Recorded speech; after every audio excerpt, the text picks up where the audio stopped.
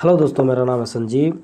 आज हम लोग करेंगे विषय विज्ञान विषय विज्ञान कक्षा 10। वर्कशीट नंबर है 72 और तिथि है 28/12/2020।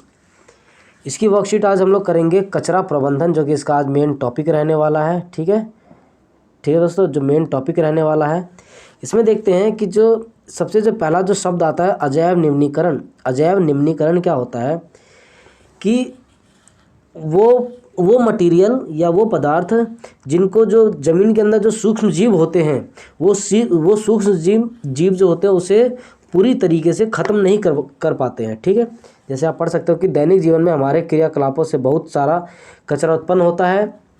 हमारे जीवन शैली में सुधार के साथ कचरे की मात्रा भी बहुत अधिक बढ़ गई। पैकिंग के नए तरीकों ने अजैव निम्नीकरण कचरे में वृद्धि की है।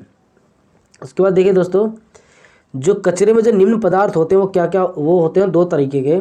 एक तो होते हैं जैविक कचरा। जैविक कचरा का मतलब वो कचरा जो सूक्ष्म जीव जो होते हैं उनके द्वारा खाद में बदल दिया जाता है। उन्हें बहुत ही सरल पदार्थों में या खाद से बदल दिया जाता है, जैसे कि सब्जियों के छिलके, फलों के छिलके, कागज़, गोबर, लकड़ी, ये सब क्या होते हैं, जैविक कचरा होते हैं।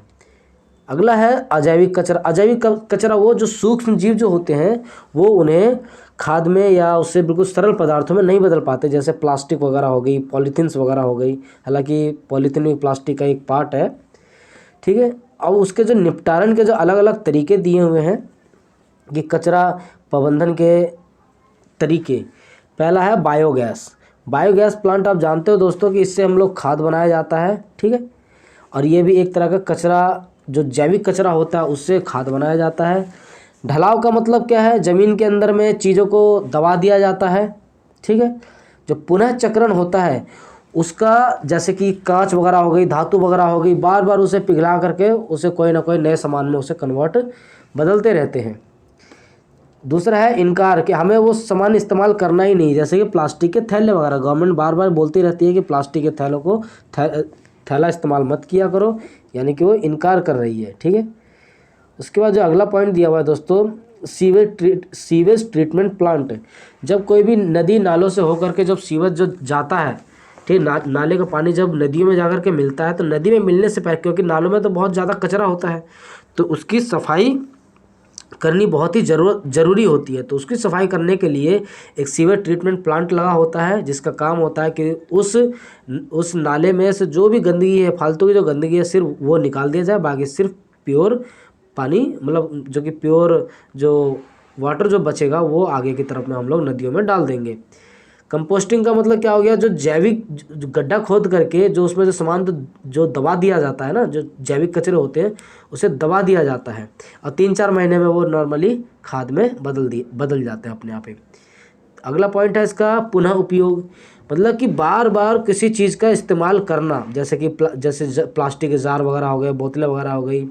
ठीक है, तो उसका इस्तेमाल बार बार किया जाता है। और अगली चीज़ है, सबसे इम्पोर्टेंट चीज़ है पुनः प्रयोजन।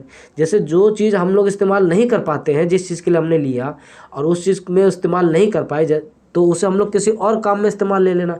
जैसे कि जो चीनी के जो बर्तन जो होते हैं, जो सेरामिक के जो बर्तन होते हैं ना, जो चीनी मिट्टी के जो बर्तन होते हैं, उसमें अगर उसमें कोई काम नहीं कर पाते हम लोग तो क्या करते हैं, जैसे कोई पौधे वगैरह हम लोग लगा लेते हैं उसमें। ठीक है दोस्तों, तो आइए बढ़ते हैं हम लोग अपने पहले प्रश्न की तरफ। पहला प्रश्न दिया हुआ है, आप किस प्रकार से कचरा प्रबंधन में सहायता कर सकते हैं, कोई 2 उपाय लिखिए। तो उपाय तो आपके पास बहुत सारे हैं।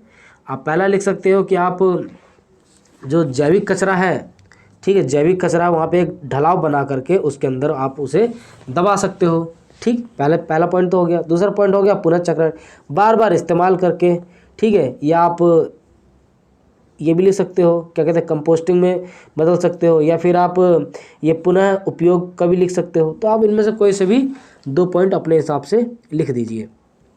उसके बाद लिखा है सेकंड क्वेश्चन हमारा, हमारे द्वारा उत्पादित अजैव निम्नीकरण कचरे से क्या क्या समस्याएं होती हैं। पहली बात तो अजैव निम्नीकरण कचरा क्या होता है, वो कचरा जो कि हम लोग गड्ढे वगैरह में दबाने के बावजूद भी और कई सालों के बाद अगर हम खोदते हैं तो वो उसका विघटन हो ही नहीं पाता है। जैसे प्लास्टिक वगैरह है, अगर आप ज़मीन में दबा देते हो, ज़मीन में दबाने के बावजूद भी कई सालों के बाद वो ज्यों की त्यों ही निकलती है, मतलब उसको जो ज़मीन के अंदर जो सूक्ष्म जीव वगैरह होते हैं उसे सरल पदार्थों में बदल नहीं पाते हैं, ठीक है। तो उससे क्या होता है कि जैसे कि आपने सुना होगा कि जैसे पन्नियाँ वगैरह जो गलियों में जो गाय वगैरह जो घूमते रहती है, पन्नियाँ वगैरह खा जाती है, ठीक है ना। तो उस तरह की समस्याएं जो होती हैं हमें मिलती है अगर अजैव निम्नीकरण का अगर ढंग से अगर निपटारा नहीं किया जाता है तब।